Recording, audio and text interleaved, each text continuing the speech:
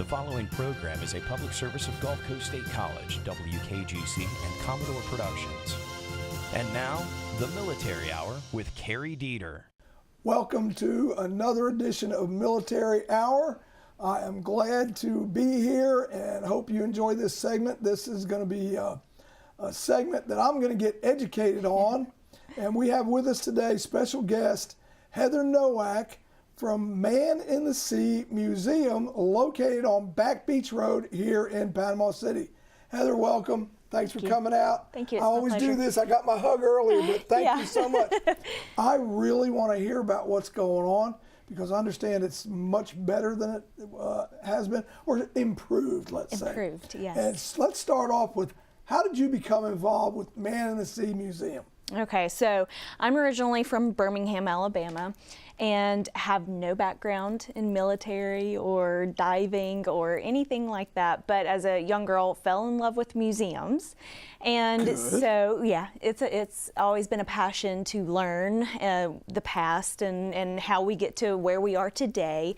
So I naturally fell into the kind of history curriculum when I started growing up and wanted to be a teacher or something like that. But I went to University of Alabama at Birmingham, go Blazers. So yeah, and got my history degrees. So received my master's, and then it was kind of like, congratulations. Thank you. And then it was kind of like, where next? You know what? Let's see what happens. And so I had been volunteering at a museum in Birmingham, and it just naturally happened. The education coordinator moved on, and so they were like, "Well, you know what's going on. You've been here, so why don't you, take this job?" And I was like, being a just recently graduated student with a master's in history, I was like, yes, I will take the job. And then through my love of history and museums anyway, I just really fell in love with the profession. And so stayed there for 8 years. And and then my husband is in construction, so we moved here for work, and I wasn't ready to give up my museum career and found the Man in the Sea Museum. And so they say the rest is history. So That is very interesting. And here I am. I'm one of those, much like you, I didn't go down that path for a profession, but I was exposed to museums as an elementary school kid, and I love them. Yeah. Can be a little aggravating for my wife at times, but she does put up with me because I almost have to read everything, see everything. It's going to take a while as you go. So, I completely understand. But yeah, well, kudos to you for that, and thanks for being here. Yeah. Now you can tell us about what's going on and coming up soon. Yes. So at the museum, we are a small nonprofit museum that chronicles the history of diving, but focuses really on the Man in the Sea program and the Sea Lab project, which happened starting in the mid-1950s, coming to fruition in the 60s, and so we really focus on that. And so recent changes at the museum, we have a new exhibit about the history of saturation diving. A lot of folks don't realize saturation diving was really perfected here in Panama City at the Navy base. Right. And so we have this new exhibit that really talks about the major players, what happened, and eventually leading into kind of our crowning jewel, which is Sea Lab 1. And that was the Navy's first underwater habitat that they developed in 1964. 4 men lived and worked in this vessel or underwater house, if you want to call it that. And so they lived there 193 feet of water for 11 days. And so that kind of was the the pioneering mission behind what we know of today as saturation diving. So a lot of people don't realize it started right here in Panama City. And so that's what we really wanted to focus on. And we have just recently opened Sea Lab 1 for tours. Yeah, so it basically when it come back to Panama City after its pioneering mission, the Navy used it for a while, but eventually it was left abandoned on the ocean floor off of Stage 2. And so you can imagine the state it was in after they brought it up 10 years later. So it's gone through a complete restoration back to what, as close as we can get it to what it looked like in 1964. So that's a recent development, and we're just so excited about that, and that leads us into our fundraiser. So every year we have a fundraiser that helps support the operations of the museum, because we are only supported by a small admission fee, some grants and things like that. But this is our annual fundraiser, and so this helps us with our continued efforts to change out exhibits to keep the museum flowing like we would like it to. And so it'll be a fun time. It's January 28th, and it's called it has been in the past known as Oyster Bash. This year we're calling it the Man in the Sea Bash. There you go. Identity and branding. Yeah, it is Man of the Sea Museum, so that makes perfect sense to do that. I quickly just want to say I have great respect for the Navy, and especially divers and submariners. Not my forte. I was an Army guy, but I really, really do, and for the work that they do. And they train every branch, the way I understand it, and if I'm not correct, somebody correct me, but I believe they train every branch of the military here in Panama City. Yes. And that being said, my dad encouraged me to go in the Navy because he was a submariner. He wasn't, quote unquote, a bubblehead diver. Gotcha. But they really have my utmost respect.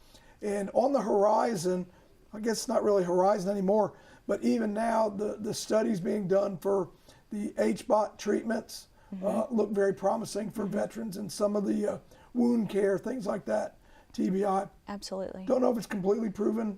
It's not unproven. So maybe it's something that soon the VA will adopt in helping troops with. So I hope so. Now, I heard there's going to be food here on the 28th of January, Saturday, 11 o'clock, correct? Yes, it's what 11 to 5. What kind of grub are we going to have available? All right, so we're going to have some of the finest oysters, all you can eat, as long as supplies last, So a lot of people like the oysters, but in addition to the really tasty oysters, we're going to have Lonnie Andrews with Smoking Butts Barbecue do a fish fry. So we're going to have all you can eat fish, and he's doing hush puppies and, the all the sides and all the fixings and all of that. So we're going to have fish fry, oysters, but also for the kiddos out there, we're going to have hamburgers and hot dogs and some chili. And so, it's kind of just a variety of offerings. And so we just really want you to get there. We want to feed you, but we will also want you to see all the fantastic things that are happening at the museum. Yeah, I'm looking forward to it. And it's going to run from 11 a.m. until 5. Yes. Right? 1100 to 1700 for you military folks, because there's a few of them that watch Military Hour, and thank you for that. Appreciate it. But this just sounds fabulous, and I cannot believe I haven't been there. I've been here since '08. I've passed it 100 times. Yeah. Why I haven't gone, I don't know. I've been admonished by my brother PT. I won't use his last name. We'll just call him PT. He's one of those bubblehead guys. But I've been admonished before about not going here. Dieter, you need to go in there and you need to check that out. I mean, it's really cool. It's really nice. So, yeah, we're going to be there. I put it on my calendar. So, yep. You showed me. You had me at oysters anyway. So. Right. Yeah, I did show you my calendar. Yeah, you did. Yeah, I'm in for a few more things there. So, but I was also interested that you shared with me the fact that you're soon going to be a first-time mom. Yeah. So, that being said, and it's relatively close, are you going to have your child follow in your footsteps in academia or in the physical trade? Well, there's academia there as well. Yeah. Of your husband, or let the child decide? I put you on the spot with that one, by the way. You did. I did. So, I really have a feeling that my husband he's a carpenter by nature too. So he's going to have him in the garage. It's a little boy. So I know he's going to have him in the garage, building and things like that. But I'm going to have him in the museums too. So, sounds like a well-rounded upbringing already. yeah, So that good. way he can start from an early age with both aspects, and then we'll just see where it goes. Yep. And the best thing, and I'm not an authority on parenting, believe my kids will attest to that, but they'll find what they love and they'll do what they love. Sure. Just like you did, just like your husband did. Yeah. So, and me, I'm having more fun than an old man should, being in here, meeting all these interesting people. And I'm very glad I got to see you and meet you today. Yeah. And can you tell me about just some of the exhibits out there? I promise I'm going to come and see them. Yeah, you have in to person. come, right. I promise. Yeah. Yeah, my wife and I are both excited about this one. Yeah. So, yeah. So the museum is about 3,100 square feet of exhibit space. And so people can choose to go through how they want, but we really encourage people to start with the history. It goes back to Alexander the Great and his first modern day dive. And I didn't know that. exactly, yeah. So, and then we have these great dioramas depicting the origins of diving bells. It goes into sponge diving and salvage, and then eventually into the 1930s when you have submarine rescue coming into place, and we have a great diving helmet collection that goes back to the late 1800s, and the kiddos really love the Mark I or the Mark IV Beaver sub. So it's a true life yellow submarine. I was going to say, I don't know what that is. Yeah, it's a smaller kind of delivery submarine for divers, but it's a true life yellow submarine that the kids can get in, and so they can see how it was operated. So all the little functional, buttons and all of that are in there. Yeah, and then, in addition to the history of saturation diving, we have a series of diving rigs. We have recompression chambers you were talking about. Oh, yeah, the H-bot. Yeah. So some of the first ones there that are it's amazing to see how small they are. And we also have a diving helmet from 1920 that you can actually try on. We have it mounted so you can put your head up in it and see what it was like to wear a deep sea diving helmet. It was rated to 600 feet or so. Oh. It was a mixed Way back gas. then. Yeah. Wow. That's fabulous. Yeah, so there's a little bit of everything. And then, of course, outside we have Sea Lab 1. We have the first Mark I deep dive system. So that was kind of like what come after the progression of saturation diving. So we have those Sea are Lab. outside. We have on outside, outside and inside. And so when you come in, you can do both. The admission fee covers both. Or if a lot of times people just like to pull up outside and take a look around and take. So I was just getting ready to ask you if picture taking were allowed indoors. yes. Because everybody's got these phones now that do everything but, kiss you goodnight. Yeah, on our Facebook, follow us on Facebook as well. So on our Facebook page, I get a lot of notifications, and it'll show a picture, and it's always someone with their head in the Mark V helmet. So that's a very iconic picture that people take. They love to do that, and then to see the iconic Jake suits and all of that. So Jake suit. See, you're talking a foreign language to an Army guy. What's a Jake suit? Well, so that was basically your deep dive suit. Big old clunky thing? The what you think of when you think of deep sea diving, with the big helmet on and the canvas suit and the big boots and the lead belt and all of that. And so we have an early one from the early 1900s that's 275 pounds.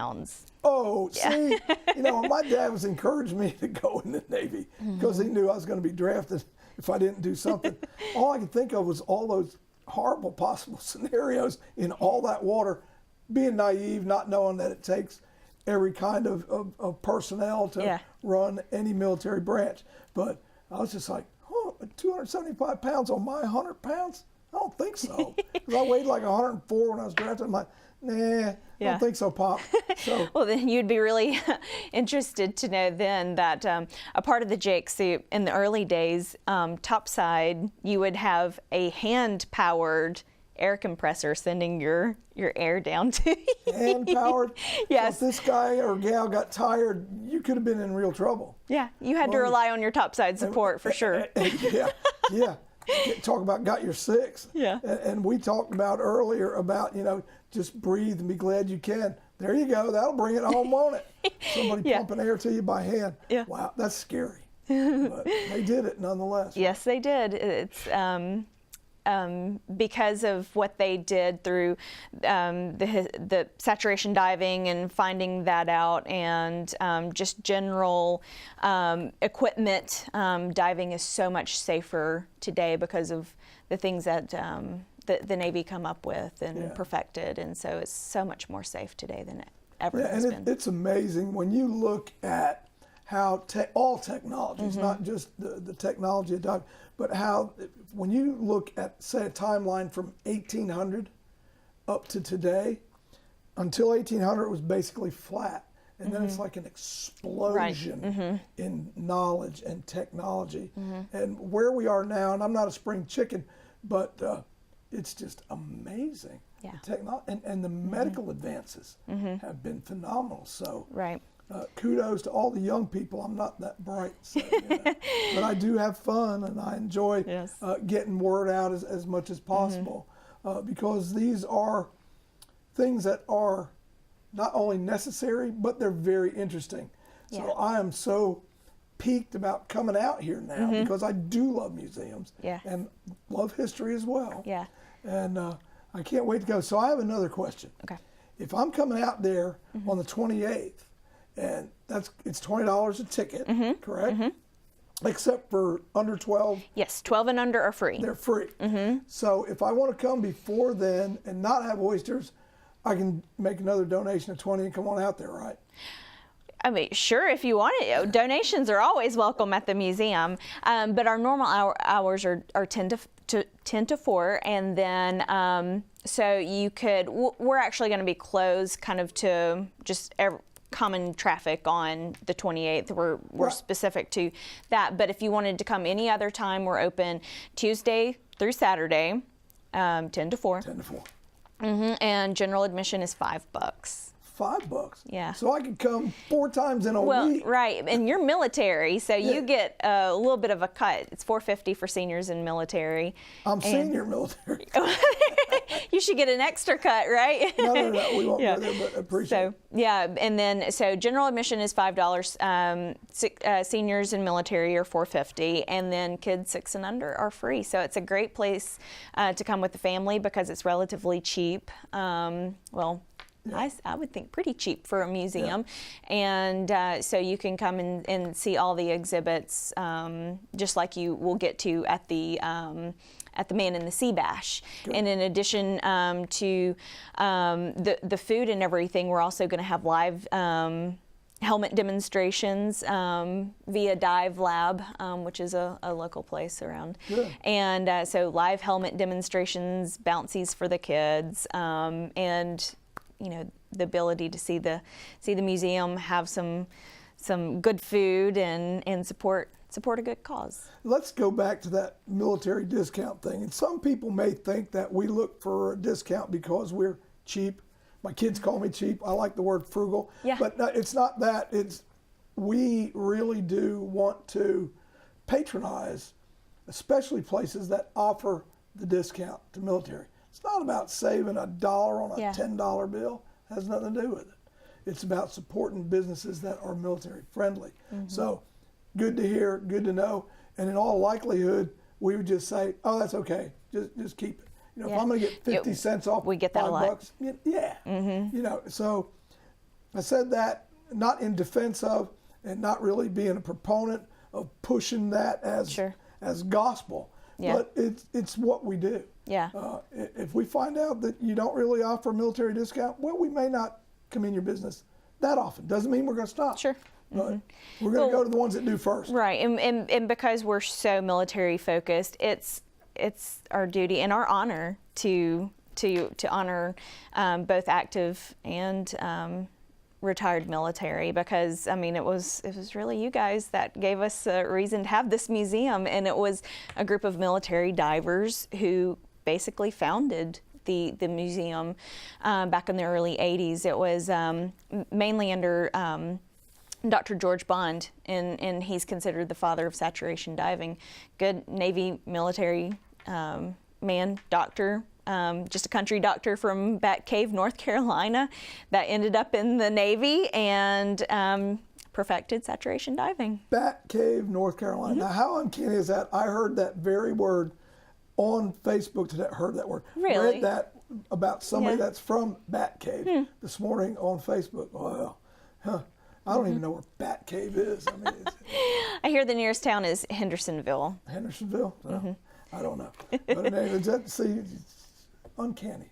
In any event, I digress as usual. But going back out there, now you said 3,600 square feet indoors. Any idea about the outside area, how big that is? It's probably 4,500 square feet. Yeah, it's a little bigger. Size.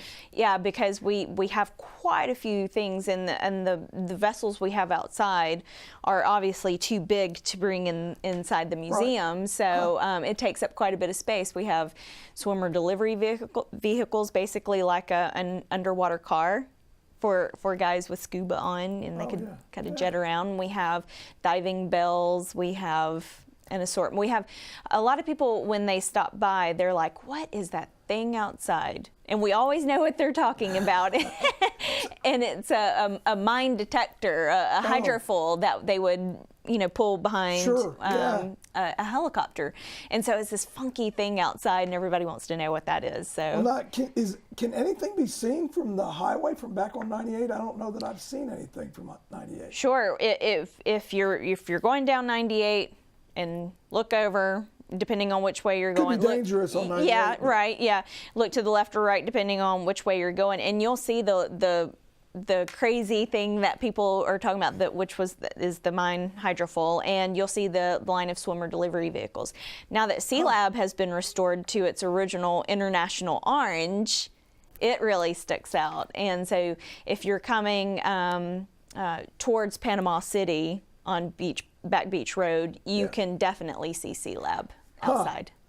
Okay, well, I'm going to have to make it a point to look over there the next time, because I know right where you're at. Yeah, and then we have the sign, and then the big, Man in the Sea Museum on the side of the building. So I am so looking forward to coming out. It's going to be fun, and I know when I get there, I mentioned earlier that sometimes my wife might get a little, not ticked, but anxious to leave a place. Sure. I don't think she'll be anxious to leave this at all. So yeah, it's quite unique. Yeah, definitely. And the last time I had her up to your hometown of Birmingham, we did that Barber's that we talked about, Barber's Motorcycle Museum. She really enjoyed it. Good. Of course, she rides her own, so that might have been the impetus for her probably to enjoy it so much. Probably so. But I am looking forward to this, and I don't know if we can pull this up closer or not, if I need to turn it any particular way, but the flyer will be posted on Military Hour on Facebook. All the information is going to be there, and I would hope that you will come out and support Man in the Sea, and come out and enjoy the good food and the fun and the fellowship, and meet Heather Nowak at Man of the Sea. Yep. Going to be a good time. Yep, I'm excited. So, PT, I've done my duty, so he can't get on my case, but he will anyway. Well, sure. Love you, brother. And we're going to wrap this up, and I'm going to invite you to come back. Okay. And do an after-action report after this fundraiser. You got an extra few bucks you want to donate to Man in the Sea, do it. They'll take all donations gladly. What if somebody's got Navy diving equipment they wanted to donate? You're more than welcome to stop by. We do like to focus on Sea Lab related items. I'm really looking for a Mark 8 rig. I don't know what a Mark 8 is, but I'm sure there are a lot of people watching that do, especially I would Navy love to have a Mark 8 rig. If you're interested, call or bring things by. We'll write you a nice donation and put it in our collection. And there's always a chance. We're looking for something. Tell me real quick about the restorations. Now, do you have any of those restorations done locally, or are they sent somewhere special for restoration, or? So we've really, since I've been there, I've only been at the museum for a little over a year now, and the main restoration effort was C-Lab 1, and that was really just a group of folks that are dedicated to preserving their past, because they're military and commercial divers, and they got together and said, let's do this. And Terrific. so we raised funds on GoFundMe. We have a GoFundMe page, so you could totally go to that as well. And it was just looking off of old black and white pictures of the inside. And we've been very blessed in having the original engineer who developed C-Lab 1, Mr. Culpepper, Bill What Culpepper. an asset to have. And so he would come by and he would look at those pictures and say, this was that this functioned as this is where these were, and this is where this table was. And Perfect. so by being able to pick his brain, and then we're also very fortunate to have two board members, our board president, Craig Cooper, which was a commercial diver and director of the Aquarius habitat for many years, and Jim McCarthy, which I know is a big name around town in the diving world and hyperbaric medicine and all of that. He was out there with the best of them. He actually hand painted the C-Lab emblem on the side of C-Lab itself. So Terrific. it was really those two guys, and then help from the NEDU and the dive school would send out help, and so it was just kind of a group effort between former military or civilian people and people at the base today. That's So what it takes, a good collaborative effort like that. And you can always count on former military, current military, because they do go out and they volunteer, give their time, give their money, and on worthwhile projects. And I'm really excited about this, and I am so glad I got to meet you. And I'm still going to stay an Army guy, but I do respect everything the Navy does. And where would we be without them as well? Who ya, deep sea? It takes all of us. Anyway, thanks again. Oh, thank you. Open invitation. Please come back. Will do. And you will see me. If I'm breathing, I'm coming. All right, sounds good. Thanks. Till next time, tune in to Military Hour. Appreciate you. Thanks for watching.